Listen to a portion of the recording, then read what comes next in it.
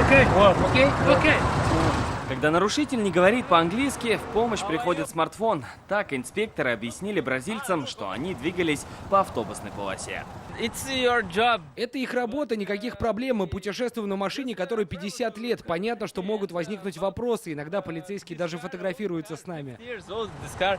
Но этот экипаж из Красноярска себе такого не позволил. Вместе с ними на посту старший инспектор из Набережных Челнов. Интервью на камеру не по уставу, а потому разговор без микрофона. По словам полицейских, Казань посмотреть толком не успели, а вот с жителями города познакомились. Работа такая. Многие на взмах жезла реагируют с пониманием и даже говорят спасибо за безопасность. Мы уже пообщались О чем вы общались? о футболе, за Россию. Что говорят? Молодцы, говорят, что наша команда молодец.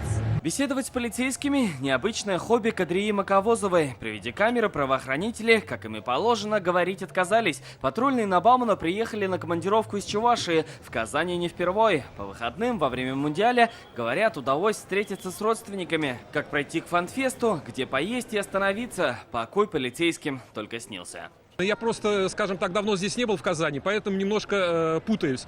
И спросил, как попасть на фан-зону.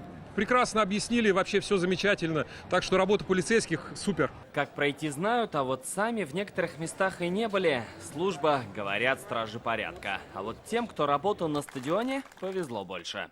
Ходили по городу гулять, тоже с ними встречались, фотографировались. Казань, как город, очень понравился, красивый, чистый, очень понравилось, много зелени. Жили правоохранители из Красноярска в деревне Универсиады. Среди них, кстати, немало представительниц прекрасного пола. Кому-то нести службу в Казани не впервой. Я в Казани второй раз. Первый раз была здесь на Универсиаде в 2013 году. Тогда, к сожалению, город получилось не очень хорошо посмотреть, но в этот раз восполнила все пробелы.